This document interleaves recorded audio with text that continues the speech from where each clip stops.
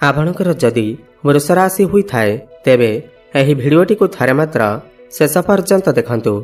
वृष राशिर व्यक्तिविशेष मानकर जीवन एही रज संक्रांति ठारू बदलिबाकु जाउअछि, कारण ग्रह नक्षत्र मानकर चलन रे गोटे बहुत बड़ परिवर्तन हेबाकु जाउअछि, जहाद्वारा एमानकर जीवन रे चलिथिबा समस्त दुख कष्ट एवं समस्यार अंत हेबाकु जाउअछि एवं पुणी थरे खुशी फेरिबाकु जाउअछि।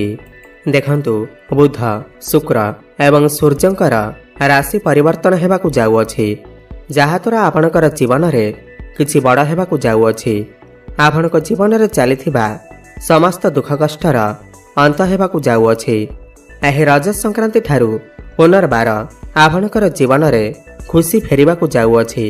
तेबे आसंतु जानिबा एही रज संक्रांति ठारू आपणकर जीवन रे कौन सबु बड़ परिवर्तन हेबाकु जाउअछि।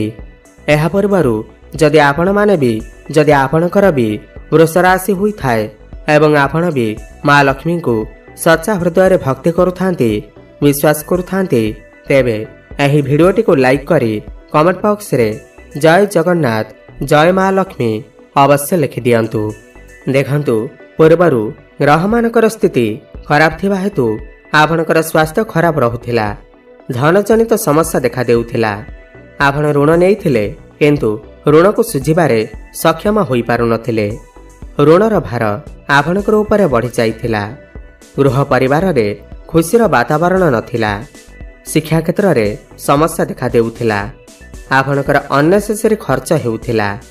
समाज रे आपणकर मान सम्मान नथिला। आपणको चाकरीटीए प्राप्ति होई पारु नथिला। आपणकर व्यापार वाणिज्य रे लॉस हेउथिला। प्रेम जीवन रे मध्य समस्या देखा देउथिला। तेबे एही भली जहा भी समस्या आपणकर जीवन रे चालुथिला ताहा एबे दूर हेबाकु जाउअछि।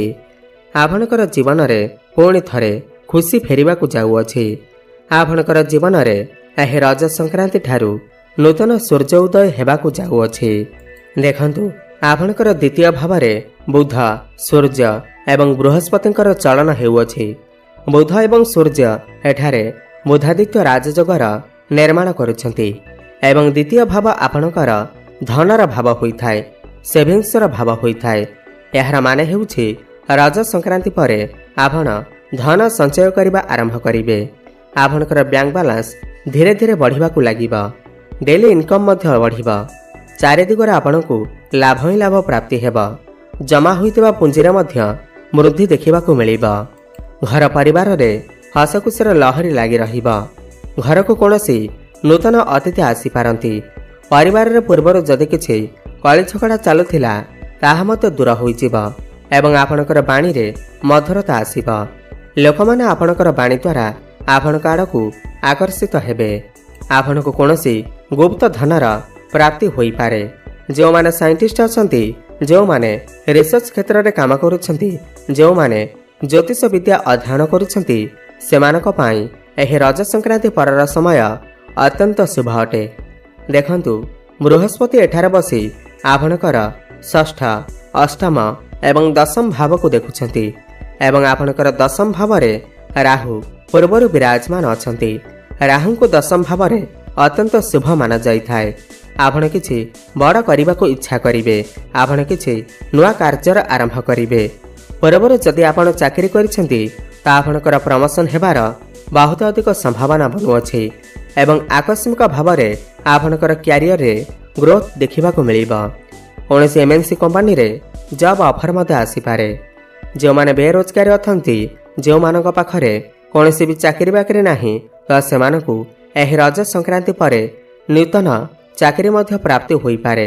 नूतन कर्म प्राप्ति होई पारे। आपण चेष्टा जारी रखंतु। आपनको समस्त इंटरव्यू रे सफलता ही सफलता प्राप्ति हेबा। कर्मस्थान रे आपनको सम्मानित करा जाई पारे। ऊपर ऑफिसरंकर सपोर्ट आपनको प्राप्ति हेबा। किंतु आपण आपणकर कर्मस्थान रे काहा सहित भी आर्गुमेंट कଳି झगड़ा करंतु नाही, नहले समस्या आसी पारे। आपणक भितर टिके भ्रम देखा देई पारे, द्वंद्व देखा देई पारे। काहेकि ना राहु हेउछंती भ्रमित ग्रह। आपणक पाखकु नुआ नुआ काम आसी पारे। राजनीति रे जो लोक माने काम करुछंती सेमानक पई समय अत्यंत शुभ रही अछि।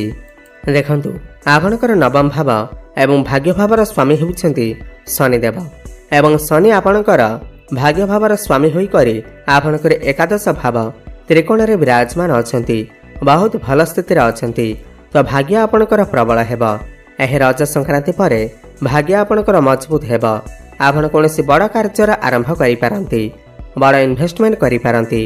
जो माने भी स्टॉक मार्केट ट्रेडिंग एवं स्टॉक मार्केट रे काम करूछन्ति, शेयर मार्केट रे काम करूछन्ति, सेमानकु आकस्मिक भावरे लाभ प्राप्ति हेबा। आपणकर कोनोसी गोटे बड़ इच्छा निश्चित भावरे पूर्ण होई पारे। आपणकर मनस्कामना पूर्ण होई पारे। एकादश भाव लाभर भाव होई थाए। चारि दिगरे आपणकु लाभ ही लाभ प्राप्ति हेबा, इच्छा पूर्ति हेबा। बड़ भाई भौणी मानक सहित आपणकर संपर्क बहुत मजबूत बनिबा।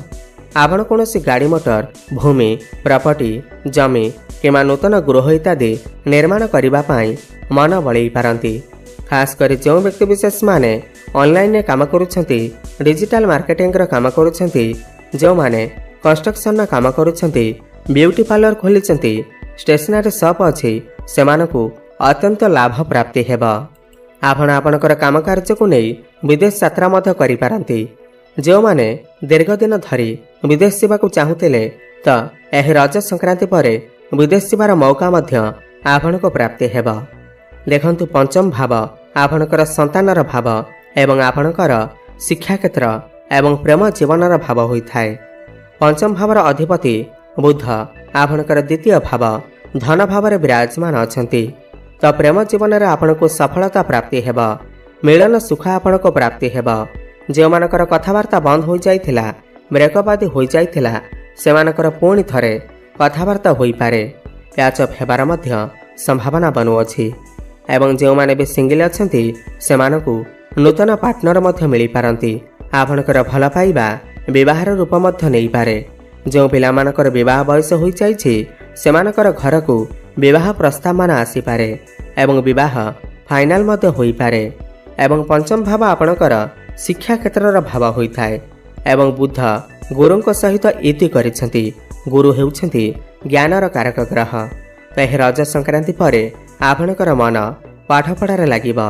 पाठपढ़ारे आपण बहुत अधिक उन्नति करिवे। आपण कोनोसी उच्च शिक्षा करिबा पाई बाहर को जाई पारंती, कोनोसी फॉर्म फिलअप करि पारंती, पाठपढ़ारे किछि बड़ डिसीजन नै पारंती। कॉम्पिटिटिव एग्जाम किमा रज संक्रांति परे जदि आपणकर किछि एग्जाम अछि, तेबे सेथिरे आपण निश्चित भावरे उत्तीर्ण करिवे। तो मोटामोटी देखिबाकू गले शिक्षा क्षेत्र को नै एह रज संक्रांति परर समय अत्यंत शुभ अटे। आपणकर ज्ञान बढ़िबा, बुद्धि बढ़िबा। ज्ञान एवं बुद्धि बलरे आपण आपणकर पाठपढ़ारे बहुत अधिक मन देबे एवं उन्नति मध्य करिवे। देखंतु आपणकर सप्तम भाव व्यापार वाणिज्यर भाव होई थाए। वैवाहिक जीवनर भाव होई थाए। एवं सप्तम भावर अधिपति मंगल आपणकर सुख भाव चतुर्थ भावरे विराजमान अछंती। तो वैवाहिक जीवन रे पुणी थरे सुख फेरी आसीबा। आपण दुई जण मिसी किछि फैमिली प्लानिंग मध्य करि पारंती, बड़ डिसीजन नै पारंती। आपणकर लाइफ पार्टनर कर कैरियर रे मध्य ग्रोथ आसीबा। व्यापार वाणिज्य रे मध्य आपण बहुत अधिक उन्नति करिवे। आपण कोनोसी नूतन व्यापार मध्य आरंभ करि पारंती। पार्टनरशिप रे व्यापार वाणिज्य करुथिले आपण टिके मापी चुपिकी चलंतु, भाबी चिंतिकी काम करंतु। काहेकि ना मंगल आपणकर केतुंक सहित जोग होई करी चतुर्थ भावरे अछंती। आपणको कोनोसी जगारु धोखा मध्य मिली पारे। आपण काहाकू आखि बंद करिकी विश्वास करंतु नाही। आपण पूर्वर जदि किछि ऋण नैथिले, कर्ज नैथिले एवं कर्ज को सुझिबारे सक्षम होई पारु नथिले, एह रज संक्रांति परे आपण समस्त कर्ज को सुझिबारे सक्षम हेबे। आपण छोट मोट जगह को यात्रा करि पारंती। तो मोटामोटी देखिबाकू गले वृष राशिर व्यक्ति विशेष माने एही रज संक्रांति परे समस्त क्षेत्र रे सफलता प्राप्ति करिबाकू जाउछंती। ताहा शिक्षा क्षेत्र रे हेउ, कैरियर रे हेउ, भाग्य क्षेत्र रे हेउ, स्वास्थ्य क्षेत्र रे हेउ, समस्त क्षेत्र रे उन्नति करिबाकू जाउछंती। अधिक सेवा फल प्राप्ति करिबा पाई आपण प्रत्येक दिन मां लक्ष्मीकर आराधना करंतु, लक्ष्मी स्तोत्र पाठ करंतु एवं शुक्रंकर बीज मंत्रर जप अवश्य करंतु।